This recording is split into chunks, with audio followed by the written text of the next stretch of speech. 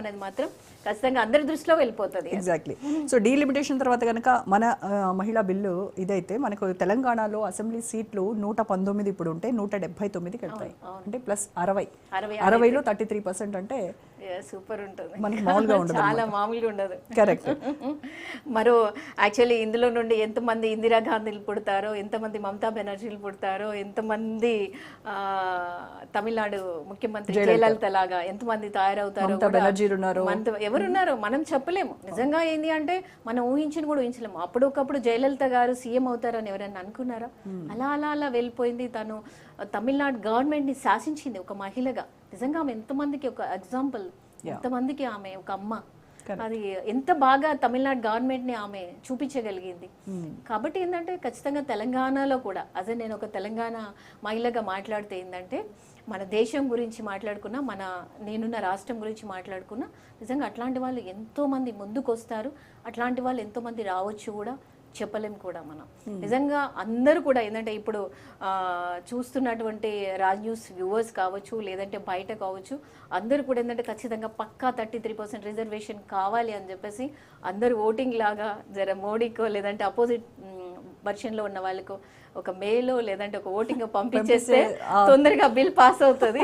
So ఆ వెసులుబాటు కూడా ఉంటే బాగుండేది. ఒక నెంబర్ ఇచ్చేసి టోల్ ఫ్రీ నెంబర్ పంపించండి అని అంటే బాగుండేది, చాలా బాగుండేది. Good idea. మీ అంటే బిజినెస్ విమెన్ ఫ్రాటర్నిటీలో ఎలాంటి చర్చ జరుగుతోంది ఈ మహిళా బిల్లుకు సంబంధించి?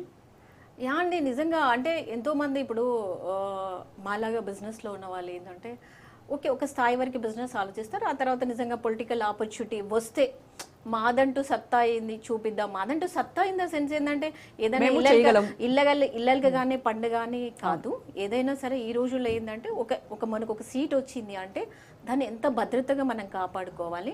మనకిచ్చిన కాన్స్టిట్యున్సీ కావచ్చు, మనకిచ్చిన పార్టీ కావచ్చు, దాన్ని ఎంత జాగ్రత్తగా మనం నిలబెట్టాలి, ప్రజల కోసం ఎంత పోరాటం మనం చేయాలి, ఉన్న సమస్యని చట్టసభల్లో ఎంత జాగ్రత్తగా చూపించగలగాలి, ఎంత జాగ్రత్తగా మాట్లాడగలగాలి. మేము అక్కడికి వెళ్ళి ఈ సమస్యని ఖచ్చితంగా అందరి దృష్టిలో పెట్టి దీన్ని ఖచ్చితంగా తీర్చిదిద్దాలి, దీన్ని ప్రజలకు న్యాయం చేయాలి అని చెప్పేసి చాలా మంది ఆపర్చునిటీ కోసం ఖచ్చితంగా ఎదురు చూస్తున్న వాళ్ళు చాలా మంది ఉన్నారు. చాలా అంటే చాలా మంది ఉన్నారు, ఇట్లా వెయిటింగ్ లో ఉన్నారు. నిజంగా ఖచ్చితంగా రావాలని కొబ్బరికాయలు కొట్టే వాళ్ళు, దేవుళ్ళకి మొక్కే వాళ్ళు కూడా చాలా మంది ఉన్నారు. అంటే మేము మాట్లాడుకుంటాం కాబట్టి బయట అనేది అది మాకు న్యాచురల్ గా తెలుసు కాబట్టి చెప్తున్నాను నేను. ఖచ్చితంగా నిజంగా రోజా గారు 33% మాత్రం యాజ్ ఎ మహిళగా నేను రేపొద్దున ఎలక్షన్ లో పార్టిసిపేట్ చేస్తానా లేదా అనేది పక్కన పెట్టేస్తే, ఇప్పుడు నేను అదే అడగబోతున్నాను. You are into social activities.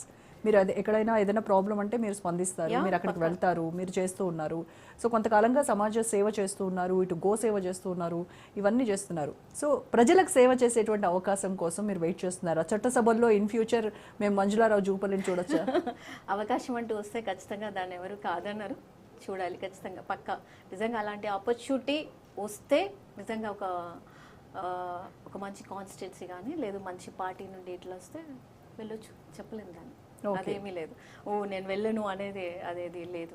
ఖచ్చితంగా ఒక మంచి ఆపర్చునిటీ వస్తే నేనే కాదు ఏ మహిళ అయినా ఖచ్చితంగా ముందడుగేస్తుంది. అందులో ఏంటంటే మేము ఒక గ్రౌండ్ నుండి ఈ స్థాయికి వచ్చిన పర్సన్స్ కాబట్టి స్ట్రగుల్స్ ఏంటి అనేది పక్కా కొంత ఐడియా అనేది ఉంటుంది. ఉమెన్ ఎట్లా స్ట్రగుల్ చేస్తుంది, బయట ఉన్న సమాజం ఎట్లా స్ట్రగుల్ చేస్తుంది అనేది ఖచ్చితంగా నాకే కాదు నాలాగా ఒక స్థాయికి వెళ్ళిన పర్సన్స్ మహిళలందరికీ దాని మీద ఖచ్చితంగా గ్రిప్ ఉంటుంది. వాళ్ళందరూ రావాలని కూడా కోరుకుంటారు, అందులో నేను ఒకదాన్ని. ఓకే.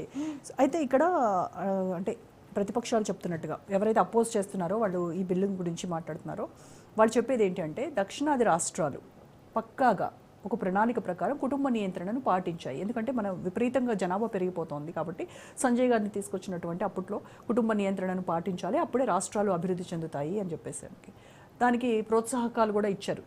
ఇది పాపులేషన్ కంట్రోల్ చేసిన వాళ్ళకి రూల్స్ కూడా రెగ్యులేషన్స్ పెట్టారు. ఇప్పుడు ఆ రకంగా మేమందరము దాన్ని పాటించినందుకు, జనాభాను తగ్గించి రాష్ట్రాల్లో అభివృద్ధి బాటలో తీసుకెళ్లినందుకు మాకు వేస్తున్నటువంటి శిక్షణ ఇది శిక్ష మాకు అనేసి సదరన్ స్టేట్స్ అడుగుతూ ఉన్నారు. అదే ఇక్కడ అపోజ్ చేస్తున్నటువంటిది. అంటే బీహార్, ఉత్తరప్రదేశ్ లాంటి వాళ్ళు అసలు పాపులేషన్ అక్కడ అసలు నార్థన్ స్టేట్స్ లో ఎక్కడ కూడా ఈ పాపులేషన్ కంట్రోల్ అనేది లేదు, విభత్సంగా విపరీతంగా జనాభా పెరిగిపోయింది. అలాంటి దగ్గర ఇప్పుడు వాళ్ళకి ఏంటి ఫెచ్చింగ్ 33% డీలిమిటేషన్ ద్వారా అంటే ఇంకా సీట్లు ఎక్కువ పెరుగుతాయి. అది మరి మనకి మైనస్ కదా అనేది వాళ్ళు చెప్తున్నటువంటిది. అంటే ఇప్పుడు మైనస్ అని అనుకుంటే అది మైనస్ అండి, అది ప్లస్ అనుకుంటే ప్లస్ అది. ఎందుకంటే ఇప్పుడు ఇక్కడ నేను చెప్పేది ఒక్కటే, ఓకే దీని ద్వారా మనకి ప్లస్ ఉంది మైనస్ ఉంది, ఎక్కడైనా సరే ఒక దాని ద్వారా ప్లస్ ఉంటుంది మైనస్ ఉంటుంది.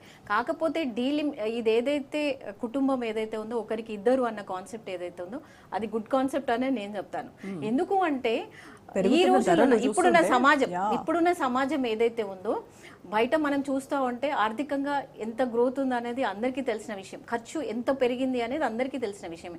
ఇప్పుడున్న వాళ్ళు ఒకప్పుడు సర్దుకున్నట్టుగా సర్దుకొని బ్రతకట్లేదు. నాకు కారు కావాలి అంటున్నారు, నాకు మంచి బంగ్లా కావాలి అంటున్నారు, అన్ని రకాలుగా ఫెసిలిటీస్ కోరుకుంటున్నారు. ఒక మదర్ ఫాదర్ ఇద్దరు జాబ్ చేసినా కానీ వీళ్ళిద్దరికి కరెక్ట్గా జస్టిస్ చేయగలుగుతారా లేదా అన్న దానిలో ఇక్కడున్న మన తెలంగాణ ప్రభుత్వం అయితే, ఇప్పుడున్న మన కుటుంబాలు అయితే కోరుకుంటున్నాయి. అదే నేను బయట చూసిన సమాజం ప్రకారంగా చెప్తా ఉన్నాను. ఏదైతే ఒక 10 మంది ఉంటే ఆ 10 మందిని ఒక గొప్ప గొప్ప స్కూళ్ళల్లో చదివించాలన్నా కానీ, గొప్ప గొప్ప పొజిషన్ ఇప్పియాలన్నా కానీ వీళ్ళ ఆర్థిక స్థితి ఏదైతే ఉందో దానికి ఈక్వల్గా సరిపోవాలి కదా. కాబట్టి ఏంటంటే ఓకే ఏదైతే ఇద్దరు అనేది ఏదైతే ఉందో అదే కరెక్ట్ అని నేను చెప్పగలుగుతాను. ఓకే, అందుకంటే ఎక్కువ అంటే దాన్ని తట్టుకోవడం చాలా ఆ ఫ్యామిలీకి కష్టం. అంటే ఇప్పుడు జనాభా ప్రాతిపదికన కనుక ఈ